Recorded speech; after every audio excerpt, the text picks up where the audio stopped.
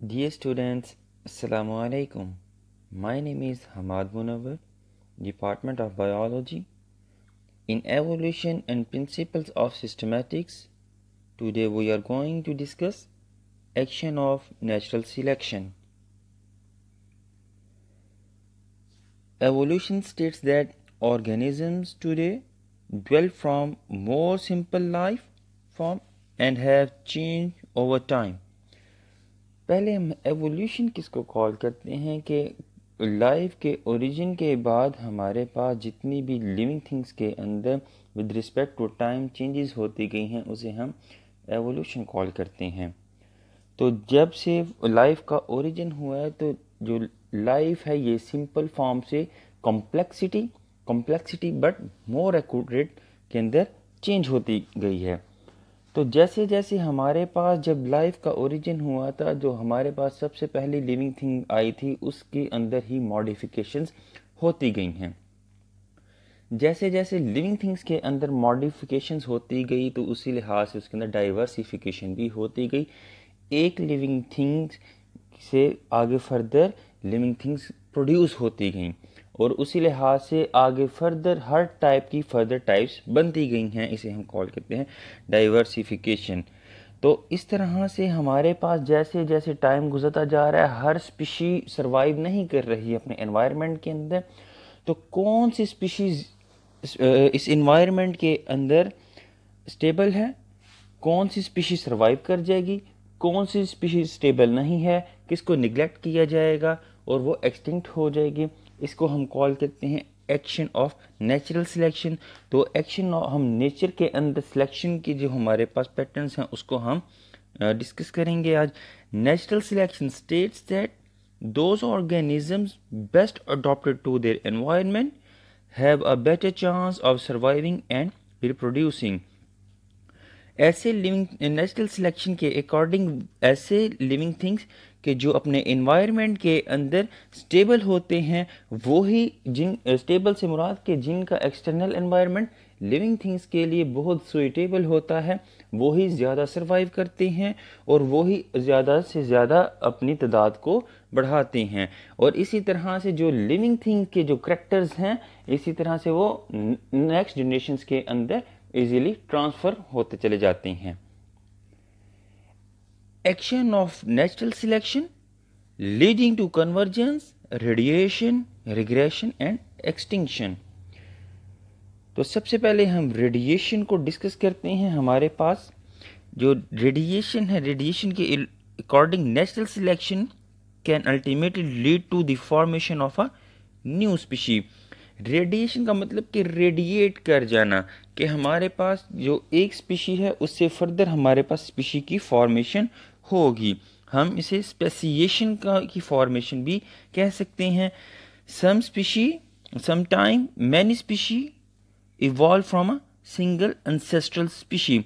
जैसे जैसे हमारे पास रेडिएशन होगी हमारे पास उसी लिहाज से डाइवर्सिफिकेशन भी होगी कि नई न्यू स्पीशीज़ की फॉर्मेशन होगी। इसकी हमारे पास एग्जाम्पल है, वही जो बहुत फेमस एग्जाम्पल है जिसको हमने प्रीवियस लेक्चर्स के अंदर भी कोट किया। 14 species of Darwin finches evolved from one ancestral species, such as evolutionary pattern in which many related species evolved from a single ancestral species is called adoptive radiation। इसमें भी हमने देखा कि जो हमारे पास डार्विन की फिंचेस थी, हमारे पास सिर्फ एक ही फिंच थी, उससे फर्दर 14 डिस्टिंक्ट स्पीशीज़ की फॉर्मेशन हुई। अब उनमें से जो 14 डिस्टिंक्ट स्पीशीज़ हैं उनमें देखें तो आगे हमने फर्दर उनकी क्लासिफिकेशन की थी उनके हैबिटेट के अकॉर्डिंग, उनकी फीडिंग हैबिटेट के लिहाज से भी और उनकी मॉर्फोलॉजी के लिहाज से भी हमने उनकी क्लासिफिकेशन की थी। Adaptive radiation most commonly occur when a species of organism successfully invade an isolated region. अब देखें कोई भी हमारे पास एक पॉपुलेशन के चंद मेंबर अगर माइग्रेट कर जाते हैं, जब माइग्रेट करते हैं किसी जगह पर तो वो दोबारा किसी दरमियान में बैरियर आने की वजह से वापस नहीं आ सकते। तो जो न्यू एनवायरनमेंट जहाँ पर वो माइग्रेट कर गई हैं तो उनके अंदर चेंजेस आती हैं उनके एक्सटर्नल एनवायरनमेंट के अकॉर्डिंग। एक्सटर्नल एनवायरनमेंट के अकॉर्डिंग जब वो चेंजेस आती हैं उनकी मॉर्फोलॉजी में, उनके हैबिट्स के अंदर चेंजेस आती हैं, तो फिर वो न्यू स्पीशी की इस तरह से फॉर्मेशन हो जाती है। क्यों? क्योंकि जिस एनवायरनमेंट के अंदर वो माइग्रेट कर गए हैं वो जो एनवायरनमेंट है उनके लिए सुइटेबल है, और उनके अंदर ऐसी चेंजेस हुई हैं कि जो उनको एक्सटर्नल एनवायरनमेंट में चाहिए थी। ये हमारे पास डार्विन की फिंचेस, जिसमें हमारे पास कितनी जो 14 डिस्टिंक्ट जो स्पीशीज हैं जिनकी फॉर्मेशन हुई है, इनकी आप बीक्स को देख सकते हैं। बीक्स हैं जो इनके फीडिंग हैबिटेट के अकॉर्डिंग है। नेक्स्ट में है हमारे पास एक्सटिंक्शन या एलिमिनेशन भी हम इसको कॉल करते हैं। Natural selection is a process through which the traits that are helpful in the survival of an organism are passed on to the next generation while those that are hinder survival or eliminated। जैसे हमारे पास living things के अंदर diversification होती जाएगी, speciation होगी, formation of new species, तो ऐसे species के जिनके ट्रेड्स बहुत स्ट्रांग होंगे, अकॉर्डिंग टू देयर नीड होंगे, अपने एक्सटर्नल एनवायरनमेंट में स्टेबल रहने के लिए वो कैरेक्टर्स मौजूद होंगे, तो वो वाली स्पीशी सर्वाइव करती रहेगी।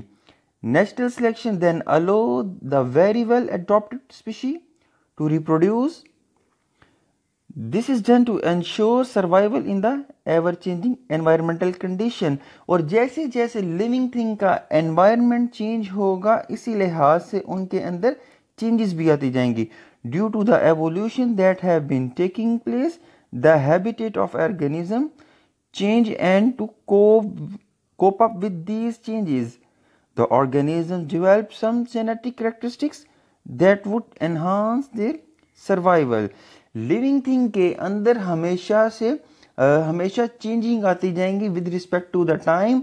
जैसे जैसे उनका हैबिटेट चेंज होगा, उनका एक्सटर्नल एनवायरनमेंट चेंज होगा, उसी लिहाज से उनके अंदर चेंजेस भी आती जाएंगी with respect to the time. However, even with natural selection, the study have been shown that some organisms, both plants and animal, have become extinct। अब देखिए यहाँ पर हमारे पास कितनी स्पीशीज प्लांट्स और एनिमल की हैं कि जिनका एक्सटर्नल एनवायरनमेंट उनके लिए सुइटेबल नहीं था।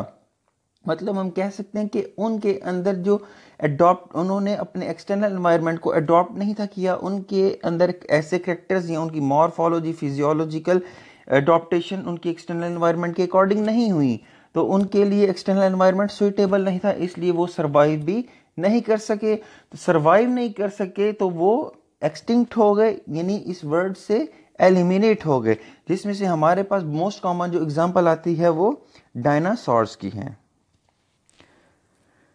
The minority of the organism in the environment और the one that become extinct together with those that are unable to survive the change in the environment।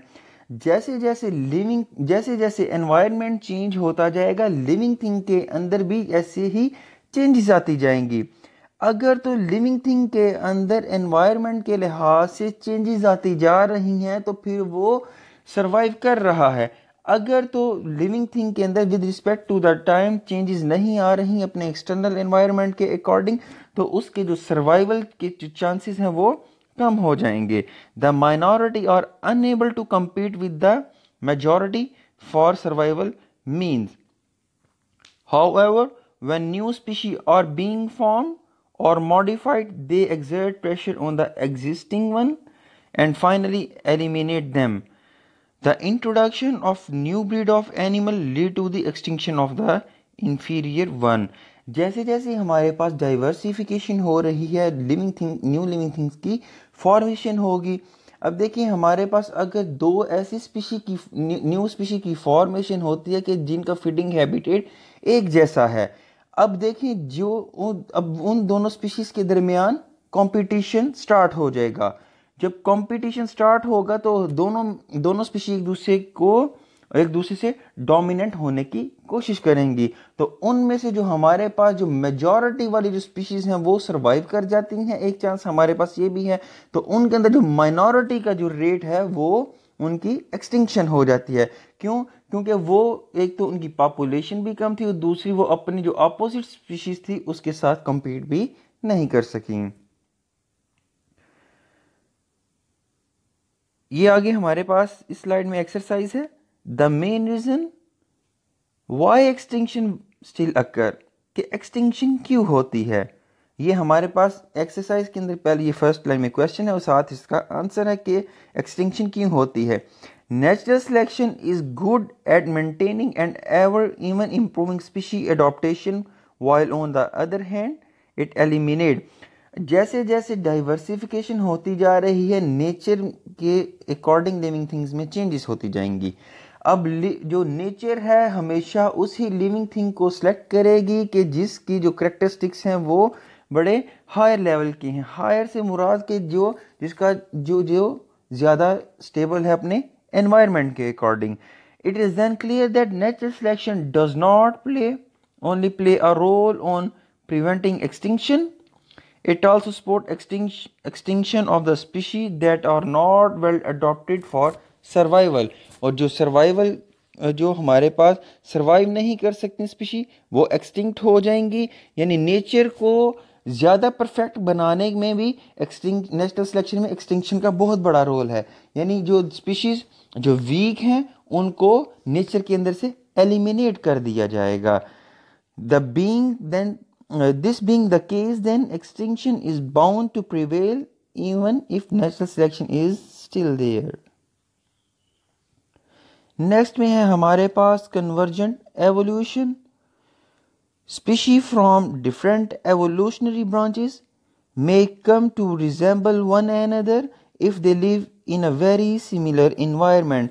अगर हमारे पास दो मुख्तलिफ स्पीशीज एक सिमिलर एनवायरनमेंट के अंदर रहती हैं तो वो कुछ ना कोई एक ख़ास करेक्टर को इकट्ठे ही अडॉप्ट कर लेते हैं। For example, flight has evolve in both bird and insect and they both have wings which are adaptation to flight. However, the wings of bat and insect have evolved from very different original structure. अब इसमें देखें तो हमारे पास birds हैं, birds हैं और insect हैं। अगर हम देखें तो तीनों के अंदर फ्लाइट के मैकेनिज्म के लिए विंग्स मौजूद हैं। अगर हम देखें ये हमारे पास विंग्स तो आ गई, ये कन्वर्जेंट एवोल्यूशन हुई है, लेकिन अगर इनका हम ओरिजिन देखें जो विंग्स की जो ओरिजिनलिटी है कि कहाँ से ये प्रोड्यूस हुए हैं और उनका जो स्ट्रक्चर है वो एक दूसरे से बहुत ही डिफरेंट है। इसे हम कॉल करते हैं कन्वर्जेंट एवोल्यूशन। नेक्स्ट में है हमारे पास रिग्रेशन। नेचुरल सिलेक्शन में फेवर रिग्रेशन। अगर कोई लिविंग थिंग अपने एक्सटर्नल एनवायरनमेंट के अकॉर्डिंग सर्वाइव नहीं कर रही है, उसका जो ऐसा बॉडी पार्ट है जो उसको सर्वाइव करने से रोक रहा है, तो फिर क्या होगा? Regression is a process of partial और कंप्लीट रिडक्शन ऑफ ऑर्गन, कि उस ऑर्गन को या उस बॉडी पार्ट को बॉडी के ऊपर से ही रिमूव करवा देना या कर देना, इसे हम कॉल करते हैं रिग्रेशन। क्यों? क्योंकि ऐसा बॉडी का पार्ट जो उसको सरवाइव करने से रोक रहा था तो नेचर उसको निगलेक्ट करेगी, तो उसकी बॉडी के ऊपर से वो उसको बॉडी के ऊपर से रिमूव करवा दिया जाएगा। For example, replacement of the notochord by a cartilaginous skeleton. अब जो कार्टिलेजिनस स्केलेटन है ये रिप्लेस हुआ है किसकी जगह? हमारे पास नोटोकॉर्ड की जगह। And later by a bony skeleton in the process of vertebrate evolution. Replacement of gills by lungs when vertebrate emerged onto dry land. अब हमें पता है कि हमारे पास जैसे जैसे डाइवर्सिफिकेशन हुई है, एवोल्यूशन हुई है, तो लिविंग थिंग का जो हैबिटेट है ये भी चेंज होता गया है। तो जैसे जैसे हमारे पास एक्वेटिक लाइफ, टेरेस्ट्रियल लाइफ की तरफ आई है, तो हमारे पास जो गिल्स है, जो हमारे पास गिल्स की रिप्लेसमेंट में लंग्स आ गए हैं, तो इसे हम कॉल करते हैं रिग्रेशन। अगर तो हमारे पास किसी बॉडी के पार्ट का इस्तेमाल नहीं है, वो बॉडी के ऊपर से रिमूव हो जाना, या तो हमारे पास उस बॉडी पार्ट का ही या उस ऑर्गन का ही चेंज हो जाना, मॉडिफाइड हो जाना। यहाँ पर जैसे हमने देखा कि जैसे हमारे पास हैबिटेट चेंज हुआ है, एक्वेटिक से टेरेस्ट्रियल में आया, तो उसी लिहाज से गिल्स की जगह लंग्स आ गई हैं। तो लास्ट में है हमारे पास coevolution, evolutionary change in which one species act as a selective force on a second species. Coevolution हम कॉल करते हैं कि दो ऐसी स्पीशी के जो बिलोंग करती हैं दो मुख्तलिफ टेक्सास से, और उन दोनों की आपस में कोई ना कोई इंटरेक्शन है, उनकी आपस में इंटरेक्शन होने की वजह से एक स्पीशी के लिहाज से दूसरी स्पीशी भी चेंज होती है, इसे हम कॉल करते हैं कोएवोल्यूशन। तो कोएवोल्यूशन के अंदर हमारे पास एकेशिया ट्री की एग्जांपल आती है, उसे डिस्कस करते हैं। Some Central American acacia species have hollow thorn and pores at the base of their leaves that secrete nectar. These hollow thorn are the exclusive nest site of some species of ant that drink the nectar. But the ants are not just taking advantage of the plant, they also defend their acacia plant against herbivore. इसमें देखें तो हमारे पास जो ये picture है ये acacia tree की है। अकेशिया ट्री में देखें तो there is the production of thorn. Thorn की जो प्रोडक्शन है इसका जो लिंक है लीफ की बेसिस के साथ है, जहाँ से नेक्टर की प्रोडक्शन होकर थॉर्न में आती है। थॉर्न की जो प्रोडक्शन हुई है बेसिकली आंट को हैबिटेट प्रोवाइड करने के लिए दी गई। यहाँ पर आंट मौजूद होगा। अब देखें आंट को यहाँ पर हैबिटेट भी मिल गया और उसके साथ साथ फूड भी प्रोवाइड की जा रही है। तो उसके बदले में जो आंट है वो इसको क्या देता है, they also defend their acacia plant against the herbivores. Herbivores जो अकेशिया ट्री पर डिपेंडेंट थे उनके अगेंस्ट ये डिफेंस में हेल्प करता है। This system is probably by the product of coevolution. ये हमारे पास ये इस टाइप की एवोल्यूशन ये हमारे पास प्रोडक्ट है कोएवोल्यूशन का। The plant would not have evolve hollow thorn और nectarpore unless their evolution had been affected by the ant, and the ant would not have evolved herbivore defense behavior unless their evolution had been affected by the plants. Thank you.